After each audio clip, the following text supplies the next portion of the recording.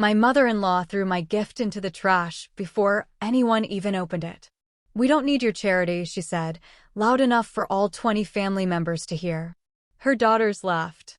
My husband looked down at his plate and said nothing. That was Christmas Eve. 5 years of being the poor relative. 5 years of whispered jokes about my job, my car, my clothes. 5 years of biting my tongue because I loved him and because I made a promise to keep the peace. But this Christmas was different. Not because I planned anything. Not because I wanted revenge.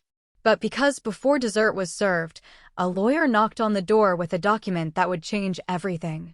And for the first time in 5 years, I wasn't the one who had to stay silent. Before I tell you what happened that night, like and subscribe to join our community. Now, let's begin. My name is Emma. I'm 34 years old. 5 years ago, I married a man named David. He was kind, quiet, and came from money. I was a high school history teacher. He was the son of a real estate developer. David's father, Richard, had built a small empire. Nothing massive, a few shopping centers, some apartment buildings, but enough that the family never worried about money. David's mother, Diana, had never worked a day in her life. His brother, Mark, drove a new car every year. His sisters, Jennifer and Lisa, had never bought anything on sale. And then there was me. When David brought me home for the first time, I could feel the temperature in the room drop. Richard shook my hand firmly, but briefly. Diana looked at my shoes. Mark asked me what I did for a living, and when I said teacher, he laughed and said, "Oh, so you're rich in spirit." Diana didn't laugh. She just stared at me like I was something stuck to her shoe. The others chuckled nervously. I laughed too, because that's what you do. You pretend it doesn't sting. The wedding was small. David's family offered to pay for a grand ceremony at a country club, but he insisted on something simple. I think, looking back, he was trying to protect me. He knew I couldn't afford to split a $50,000 reception. He knew his mother would hold it over me forever. So we got married in a small church. His family showed up in designer dresses. My family showed up in their Sunday best.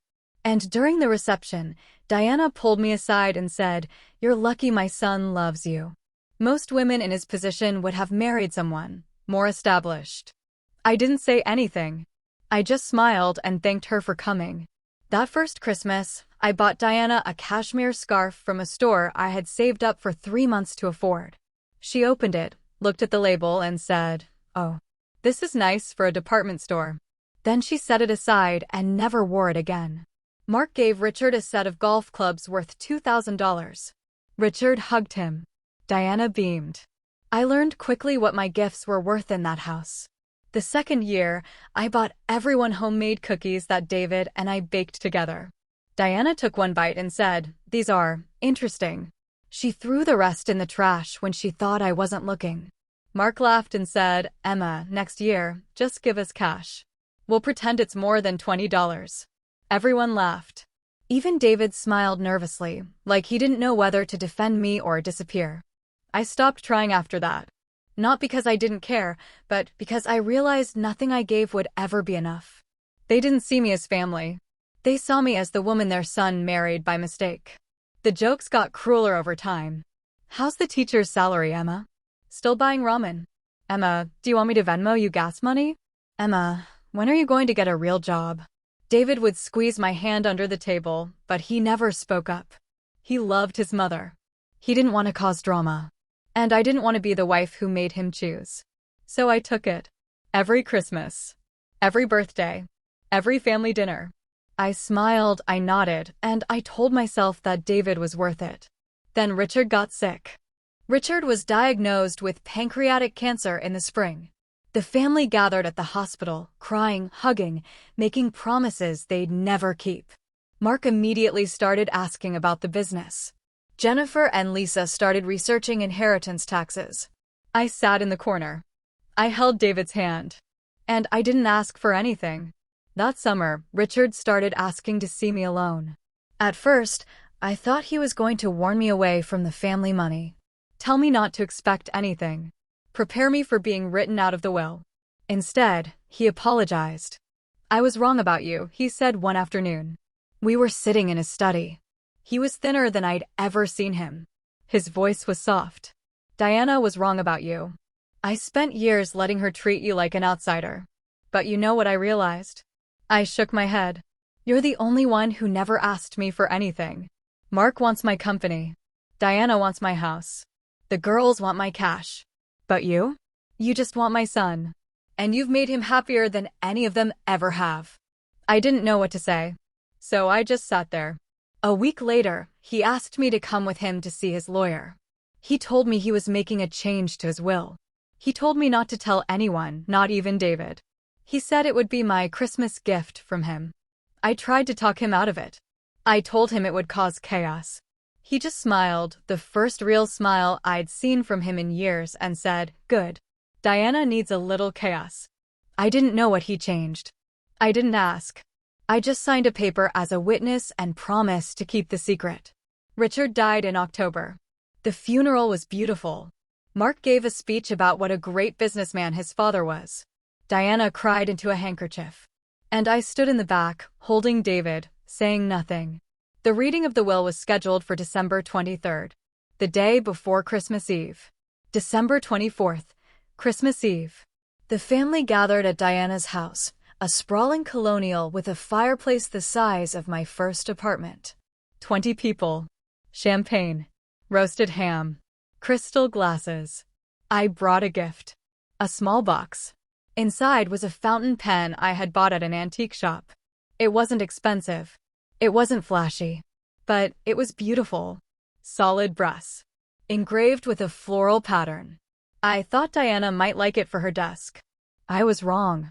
When it was my turn to give her the gift, she unwrapped it slowly, held the pen up to the light, and then her face twisted. "A pen," she said. "You gave me a used pen?" The room went quiet. Then Mark snorted. "Emma, come on. Mom deserves better than a garage sale find." Jennifer laughed. "Is this all you can afford? Seriously?" Diana shook her head and dropped the pen back into the box. "This is embarrassing.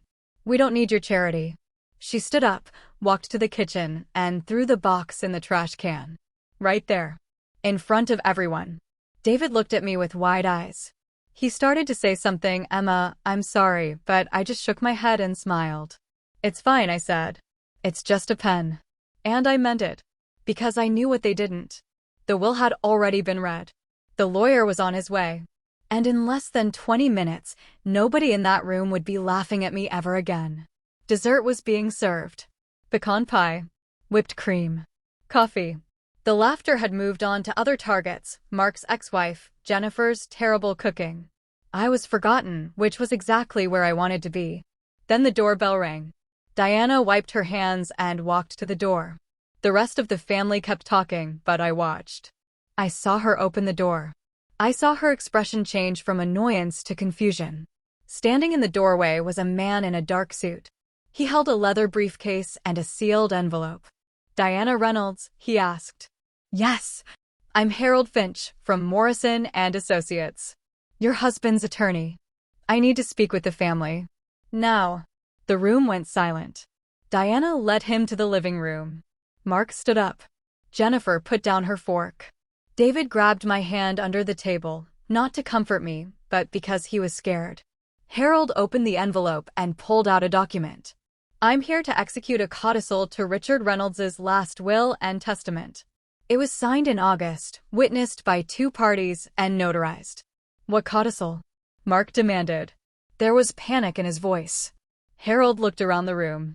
Then his eyes landed on me. Mr. Reynolds left a specific provision. A percentage of his liquid assets and full ownership of the family's lake property are to be transferred to. He paused. "Emma Reynolds." The room erupted. "That's impossible," Diana shouted. "Who the hell is Emma Reynolds?" Mark yelled, even though he knew exactly who I was. I stood up slowly. Every eye in the room was on me. For the first time in 5 years, I wasn't the poor relative. I wasn't the joke. I wasn't the daughter-in-law they tolerated.